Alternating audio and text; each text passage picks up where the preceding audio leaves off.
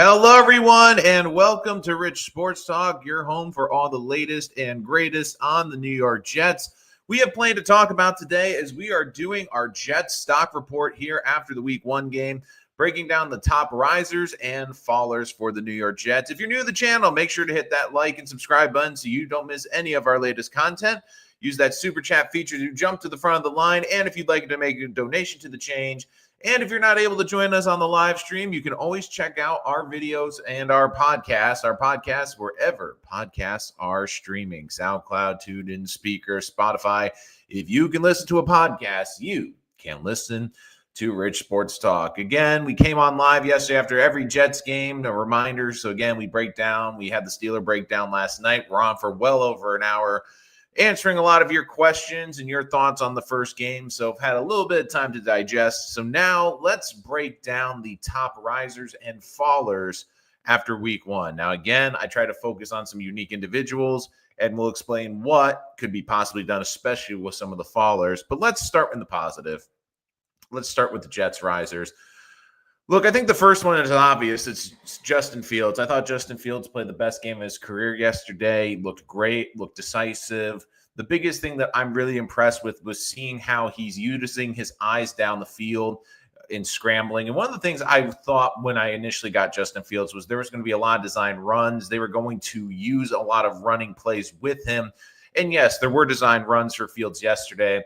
But I felt that Fields would be a guy that would be a 1-2 look read guy and basically take off for the sidelines. But it's clear that he's using his legs to buy time. He's searching down the field. A couple plays were made when the coverage broke down the field.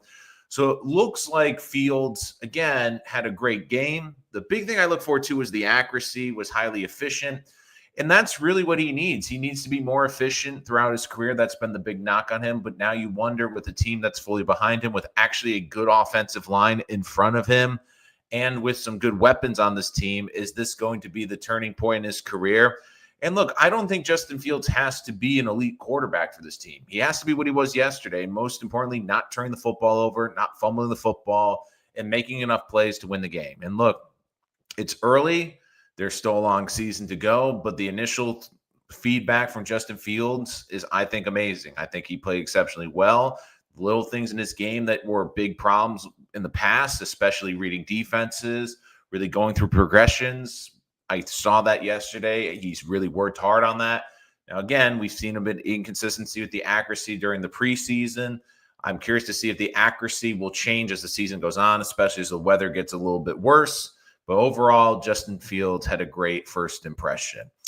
So again, we're going through our top 5 stock up, stock downs for the New York Jets after Week 1. Our second one is going to be Armand Membou. And Armand Membou had a hard task. He had to go against TJ Watt yesterday. And look, Armand Membou, 25 pass blocking snaps, 0 pressures, looked incredible, looked the part, was having some nice seals, some nice pancake blocks on the outside. And look, this was a major debate throughout the entire offseason. It felt like it was a little bit of a repeat of history. The year before, we were debating a tackle or a tight end, and again, another debate, tackle or tight end.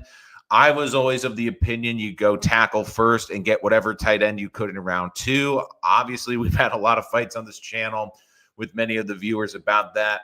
But overall, I was excited when they got Armand Membou. I thought Membou would be a great complement to this offensive line. And this offensive line, I think, is going to be a real big strength of this team. And one of the biggest things with Membou was I felt when he came in, he would be good in the run game. But the big question was going to be his pass blocking. Yes, he was very good at pass blocking at Mizzou, but the big question was, could he handle it? Now, the initial reports was he was struggling against Kayvon Thibodeau. He was struggling against some of the twitchier pass rushers in the preseason. Now, again, it's only one game, and I have to stress that. But overall, I thought Membou looked the part. I thought Membou looked like a top 10 tackle. He didn't look uncomfortable, and this might be one of the best fronts and arguably one of the best defensive players he will go against in Watt all season. And he did an incredible job. And this offensive line, we worried about it being the strength of this team. I said in our preview with Nick Shine on Friday that, look, with AVT going down, the rookie tackles are going to have to step up. And I'll say this, after 1 week, they really rang the bell and they really answered the call. And that leads to my other riser, which is Olu Fashanu. Now, with Olu, I found both of the tackles interesting because why I'm praising both of them is they were doing something that we weren't necessarily expecting out of the gate for them. And it's really exciting when you look at this line for a whole. With Membu, I was on the fence that he would be a really good run blocker from day one. The thing that I was a little bit worried about was the pass pro. Would he be able to survive on the right side of the line, especially when AVT got injured? Would he be able to isolate on Watt on a couple of those plays? Would he be able to hold himself down in pass pro? And he did an exceptional job. With Olu, I wasn't worried about the pass blocking, but I was curious to see how much of a leap he would take in the run blocking game. And I'll tell you, Olu Fashanu took a major step in the run game. And all you need to know is that 76 of the 107 yards from Breece Hall came running behind Olu. Now, we came into the season expecting the right side of the line to be the side the Jets are going to lean toward, especially with AVT. But now with that injury, it seems like the Jets had a plan, and they said, look, we're going to run behind John Simpson. We're going to run behind Olu. And they were able to move people. And that, to me, is the most exciting development with these tackles is we know Olu was a great pass blocker. We weren't sure if he would be able to really move people in the run game, and he was moving people yesterday. And it was like with Membu. Membu we looked at as someone that we knew could move people, but would he hold up in pass pro? And both of them looked exceptionally well. They played great yesterday, and I think this is a big reason to be exciting is this offensive line went against a very good defense, and they were able to dominate, and they were able to run the air out of the football yesterday. Which leads me to my next riser. It's Breece Hall. Now, I can't tell you how many times on this show I had people saying they need to trade Breece Hall. And my response is you don't trade him now. His value is low. You got to see what you have in him. You got to see what you have in him. And yesterday, Breece Hall looked ecstatic. I mean, he looked explosive. 107 yards, 5.6 yards per carry, added another 38 in the air with a great screen pass as well. He is a weapon on this team, and when he is right and when he is healthy, and now it seems to be a good offensive line, he can make a lot of plays. He can make a lot of plays, and he looks like the focal point of this offense because you look at the percentages, he had 60% of the touches. And look, Braylon Allen got off to a little bit of a slow start. I'm curious to see his usage as the season goes on. But Breece Hall looked explosive yesterday. He looked like he was hitting the hole hard, and he looked like someone that when he got into the open space, he can make a big play. And I really think they're going to put a lot with Breece Hall this year and run the football through Breece. And finally, I want to give a defensive shout-out again. A lot of good shout-outs yesterday, but I want to give one to Sauce. Sauce Gardner, there is a lot of speculation of how he'd be used coming into this season. Would he follow the best receiver? And he did. DK Metcalf, he followed DK all game. 4 targets, 1 reception, and the 1 reception was the crazy bouncing one that bounced everywhere, and somehow DK still caught for the 11 yards. 2 pass breakups, 39 QB rating against him, 90 cover grade. I thought he looked tremendous yesterday and truly looked like the lockdown corner that the Jets are paying him to be. And I also want to give an honorable mention. I don't usually do this, but I feel it's very important because 2 of the newest Jets I thought made a great impact. That's Ja'Whaun Briggs and Harrison Phillips. The run defense was really good yesterday. They did not allow the Steelers to get going. The Steelers only had 53 yards on the ground. These guys look the part. Harrison Phillips, one of the reasons I think Quinnen had such a big bounce back game is because you had those big bodies next to him. And I'll say this, Ja'Whaun Briggs, we talk about a lot of young guys that excite you on this roster. Briggs is a guy that excites me because he was not being able to, he wasn't moved in the running game yesterday. Like he was stalwart at the line, really locked down the point of attack. He's someone I really like, and I really am looking forward to seeing how he does as the season goes forward. But those are my top 5 risers, and we'll get to our followers. Again, I see the questions coming in. Super chat down to the front of the line, and let me know who your followers, risers and followers are. But I'll get to your questions in a little bit. Super chat, jump to the front of the line if you want to donate to the channel. So stock down. I think the first one's obvious, Xavier Gipson. Look, I think Gipson is not going to be long on this team. I have a feeling, especially as this progresses, I feel like he might be on the team this weekend, but inactive. I was of the opinion he should have been cut. I think he will eventually be cut at some point. Look, Gipson doesn't seem to have a purpose when he's running. They had a great breakdown on one of his returns. The Jets set it up perfectly, but he couldn't break it for a touchdown where he should have. The big game-changing, gut-punching fumble. And look, he lost the ball 11 times in his career. we all know the great moment he had with the Jets, but it was a moment. Since that, he has not been an NFL caliber player. He shouldn't have been on this team.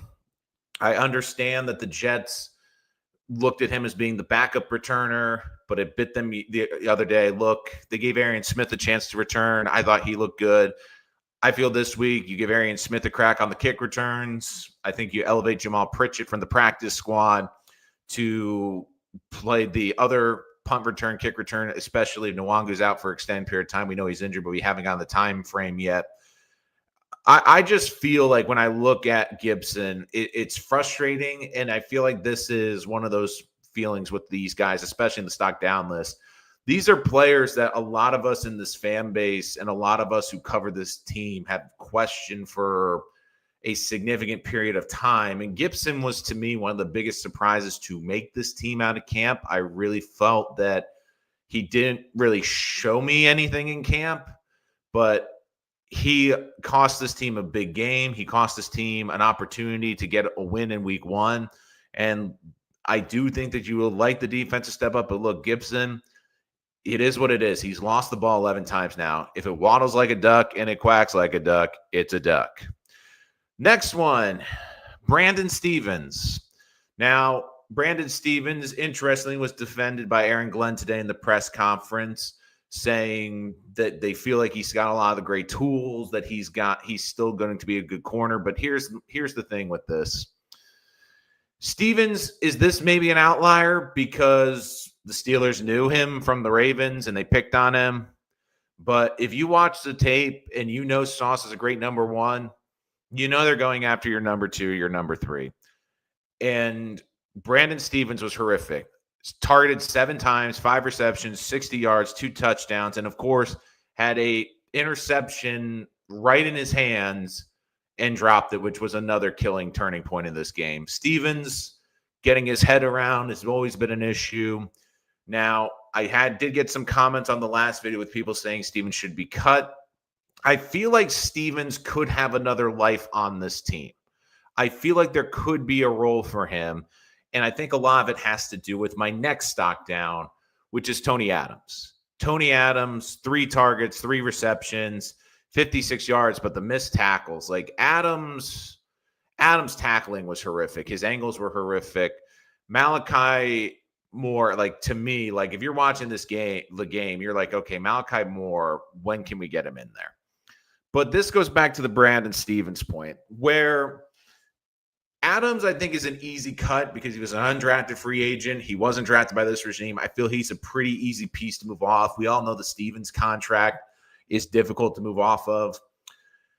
I could see a scenario where could you make the case that one of the better lineups that the Jets could roll out there on defense is A.Z. Thomas at corner. Now, again, A.Z. missed time in the preseason with an injury, so I don't think Aaron Glenn wants to put him out there on an island where he's going to get targeted. But again, AZ was a top 75 player in the draft. I feel like when he's ready, you got to put him out there. But could a certain lineup be you move Brandon Stephens to safety where it requires him not to have his head as much on a swivel? He has more of the play in front of him as opposed to being a corner. He has to keep turning his head, tracking the ball. It's a little bit easier as a safety. I think Stephens could make that role, but this secondary – Sauce is great. Sauce is going to take out a team's number 1.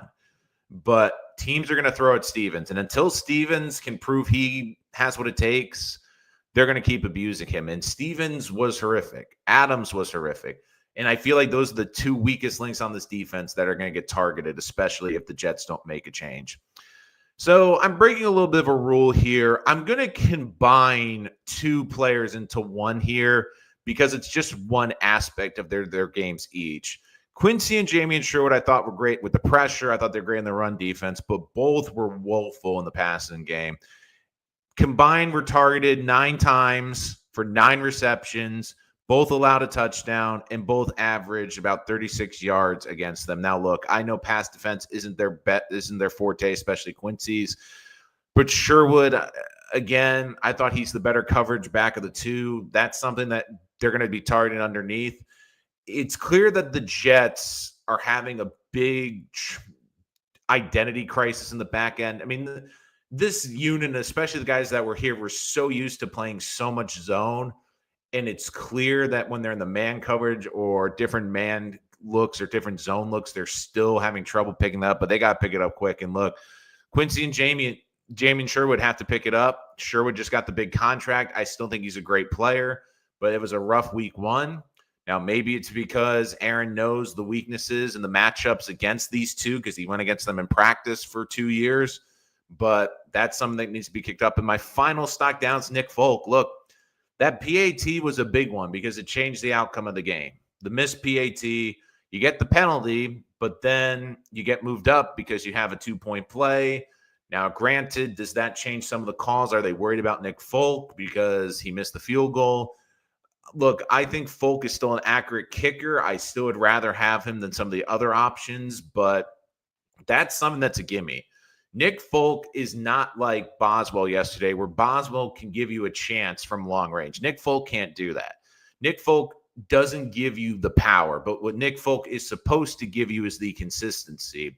And especially with the PATs, which are supposed to be gimmies and in his range, that is incredibly concerning that he missed those. Again, Super Chat, jump to the front of the line. Those are our stock up, stock down after week one. Let's get to some of your comments in here. Tony Alexio, strong players should be replaced by their backups, a.k.a. Stevens and Adams, etc. So here's the thing with this, Tony, and again, I kind of mentioned that a bit of it too, but the easy solution would be to just start the safeties. I'm curious, though, my proposal with Stevens, like, is that a scenario where Stevens goes back to safety before Moore? And a lot becomes also depends on who's ready more. Could Malachi Moore be more ready? Again, he actually got action in the preseason.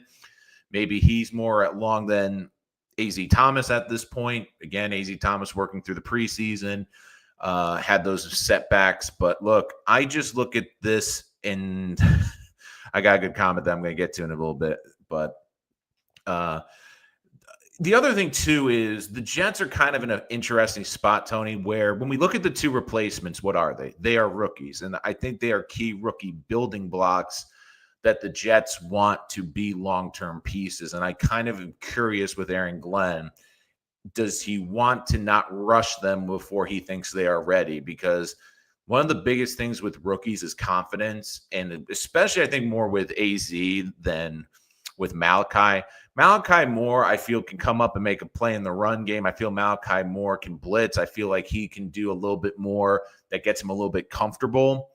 But with AZ Thomas, he's going to go out there and he knows he's going to have to go against the team's number 2 receiver and that he's going to get targeted. It's not a situation where a team's going to spread the ball. They're like, we're not throwing at Sauce Gardner. We are going to attack you. We are going to find you, and we are going to make you pay if you are not up to the task. So I am very curious to see when that happens, but I do think the leash is definitely getting shorter on both of them.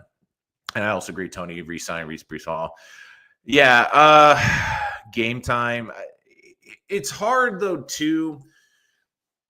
Again, Tony, I think a lot of it's the flow, and I feel a lot of it is you feel like you're a play away and it's week one. But, again, a lot of this is the accountability. It's clear that for at least the moment, Aaron Glenn and Darren Muji see something in Stevens that we don't. I don't know about Adams. Because, again, it does feel like Stevens is Stevens, again, he's close in the coverage. But, again, close only counts in hand grenades and horseshoes. So, for me, I look at it and I go, okay, Stevens also, like I said, could play safety in a pinch. That could be a lineup that we could see at some point. But with Adams, I just feel like Adams couldn't tackle with the previous regime. He still can't tackle. He was terrible in coverage. Like, Adams, to me, is a liability. And the hard part is, I know you're not going to fill all these pieces over one offseason. But when you draft a guy like Malachi Moore, who has flashed a bit in the preseason, someone that has played at Alabama, someone that this fan base, including myself and a lot of people are high on, I'd give it an opportunity. And I will predict, I'll make this prediction. I think Malachi Moore will get on the field and play a significant role before AZ Thomas. Just because AZ Thomas is going to be asked to do a lot when he is eventually passed that torch from Brandon Stevens. Milk D109 LIB. Thank God someone said the linebackers are horrible on pass coverage. They were. And a lot of it too is it sounds like they're still trying to figure out the communication. And a lot of it too was a lot of it last year was pretty simple. It was just drop back into zones. And now they're asked to blitz. They're asked to do this. They're asked to move around. They're asked to cover. They're asked to do man to man. And I'm hoping this was more of a week one situation. Again, you look at a lot of the defense, unlike the offense, a lot of the defense didn't play significantly in the preseason. And you wonder how that works. And like the way the NFL works now, which is unfortunate, I think, for a lot of it. I'll give the Jets credit. They played a lot more of the stars than most people do in the preseason. But it feels like a lot of these teams are now almost using the first 2 games of the regular season as kind of weird preseason games. In certain teams, like they look completely out of whack. And look, I look at the Jets defense. It was frustrating with the coverage from the linebackers. And the problem, too, is it's not like there's a great option after them. At least when we talk about the safety, we're like, okay, is there a world where Malachi Moore steps in and is a solid, strong safety? There could be a world. You look at the corner, could A.Z. Thomas, who was a top 75 draft pick, could he hold his own as the number 2 corner? There's a scenario where that could happen. But the problem with the linebackers is you look after your 2 big linebackers and you go, there's not a lot there. Like there isn't a break glass in case of emergency for this linebacker core. It just doesn't exist, unfortunately. So I just look at this and I'm like, okay, I just hope that the linebackers get better in coverage. It is frustrating. And look, it's something that I had to point out. And that's why I put them together, because they were really good in blitzing. They were really good in the run defense. I don't want to call them out completely individually, but as a combined unit, 9 targets, 9 receptions, that's not good. Now, I think the hope is you also went against a quarterback that really knew these deep players on the defense. Because again, he's played them for 2 years. He's practiced them for the 2 years. He knows their little nuances in their game. Where I look at the people that really suffered in this game, like the linebackers against Rodgers, he knows their tricks. He knows like the ins and outs. He knows Quincy's strengths. He knows Sherwood's strengths. And Stevens playing the Ravens so many years. The Steelers as an organization have known his issues. But look, if you're the Bills and you're watching the tape, you know the Bills are going to target Stevens until the Jets can stop it. You know they're going to try to get, especially with their tight ends with Knox and Kincaid, they're going to try to get them in matchups against this Jets linebacking core. That's just the way it is. And look, I don't think Gibson should be on the field next week. Stevens, I think, should have a short leash. I also will propose this, moving him to safety. It's a position he's played. It allows him to keep his eyes more on the quarterback and keep things more in front of him, as opposed to having to try to track and find the football. And look, I don't think Tony Adams is long for this team. Maybe he stays on this team as a backup, but I just don't see a long-term future. Nick Folk, of course, needs to get the accuracy down. But, I mean, if you want to look at the positives, the running game looked really good. I thought Fields looked really good. And look, this offensive line looks really good, especially with your tackles. Like, the whole point of drafting Membu was you wanted to be like the Lions were, where they had 2 bookend tackles. You want to have great offensive line play like the Philadelphia Eagles do.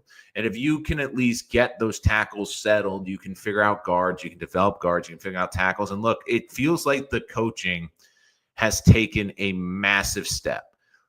Many people said the Jets had the worst offensive line coach the last couple of years under Robert Saleh. And it seems like this offensive line production has gone up. And look, will Myers be able to hold out the entire 17-game seasons? I'm not sure. Will Tippmann be able to continue to work at the guard position? Look, I think he played well yesterday. And look, if you feel like if Olu and Membu are great this year, that's phenomenal. But I also feel there are going to be games where they're going to get taken advantage of. They're still young players. I think you'll see a lot more good flashes than negative flashes.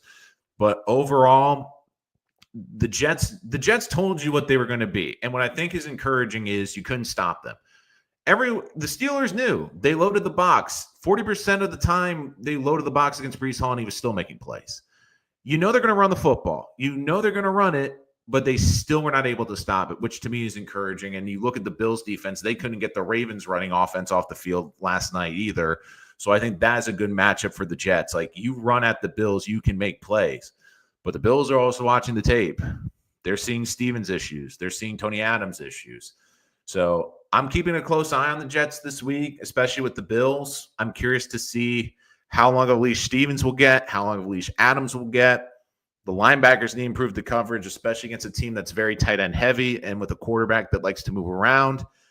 And I'm also curious to see, too, like this team is definitely blitzing more.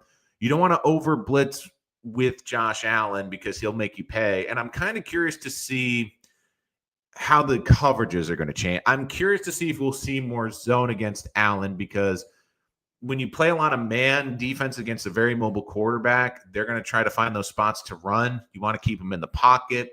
I'm curious if we'll see a lot of spies from Quincy or Sherwood in this game, but that is how I think they're going to try to attack that. But look, again, quick recap. My stock up, Justin Fields, Armand Membu, Olu Fashanu, Sauce, and Breeze, with an honorable mention going to Jawan Briggs and Harrison Phillips, who I thought were stout in the run game. And the run defense looked night and day compared to what we've seen in previous years. Stock down, Xavier Gibson, Brandon Stevens, Tony Adams, Nick Folk, and then I'm combined the last one, which was Quincy Williams and Jamie Sherwood, pass defense. I thought their run defense and blitzing was fine, but they were targeted 9 times for 9 receptions and 2 touchdowns. And that's not good enough. Again, comment below your thoughts about the Jets. Stock players up, stock down for players that I didn't mention. There was a player that really stood out. There's a couple ones that just missed the list. I thought Rucker looked good, especially in pass pro and not pass pro, run blocking and catching in traffic. Braylon Allen was a bit of a disappointing. I'm kind of curious to see how his usage will evolve. I'm hoping they can get him going so you have a bit more of a two-headed monster in the run game. Mason Taylor, limited usage, but I do think he's going to get more of a role as the season progresses. And look, we're going to see a lot of – I'm curious to see how the defense adjusts, but also even the offense, despite their great game. Do they involve Mason Taylor? They also have to get more receivers involved. And, a bit of news from earlier today was from Rich Cimini. And it was interesting because it seems like the Jets have signed Tyler Johnson to the 53-man roster. Now they have 6 wide receivers on the 53. Now, it came out in the press conference. They asked why Lazard didn't play against the Steelers. And the quote was, well, he missed 2 weeks of camp. We want him fully up to speed. And I do feel like that is very, very interesting to see. But I have a bit of a theory. My theory is that I don't think Allen Lazard, and I've said it for months now, I think Lazard's going to end up on the Steelers. He's going to end up on the Steelers. I kind of get this feeling a trade's going to be imminent. I don't know when it's going to happen. I don't know how it's going to happen. But I just think Allen Lazard is going to be a Steeler probably sooner than later. I think a part of this was you didn't want to just give him to the Steelers so you can have him analyze your whole playbook and just giving it to Rodgers. But look, Tyler Johnson played 33 snaps. He did a good job. He's a younger receiver. He does what Allen Lazard does, but he's a lot cheaper and younger. So, I mean, look, it's something that I would monitor. I really do feel that he is going to not be here. Like Lazard missed 2. He's like, the reason he's inactive, he missed 2 weeks of camp. Okay, even though he's a veteran player, like I just don't think Allen Lazard is long for the Jets. I really don't. I get the feeling that he is on his way out very shortly. But we will have much more on the New York Jets as the week progresses. We have a lot more stories to cover. We will have our weekly preview on Friday. We'll try to get some more great Jets content creators in here. But if you also have ideas for future videos that you would like to see on the channel, because you guys help make this channel as much as anything, please drop it in the comments section below, and I will definitely read all of them. If you have any questions you want on the next show, make sure to reach out. And so you don't miss any of our live streams, or so you don't miss us coming on live after every single Jets game, make sure to like and subscribe. Like so we can get more Jets fans in the community, and subscribe so you don't miss any of our great content. And check us out wherever podcasts are available. We'll have more stock reports throughout this season. Those are my 5 stock ups and 5 stock downs for the New York Jets after week 1. We'll have a lot more things about the New York Jets in the coming days. Make sure you subscribe so you don't miss any of it here on Rich Sports Talk. We will see you next time.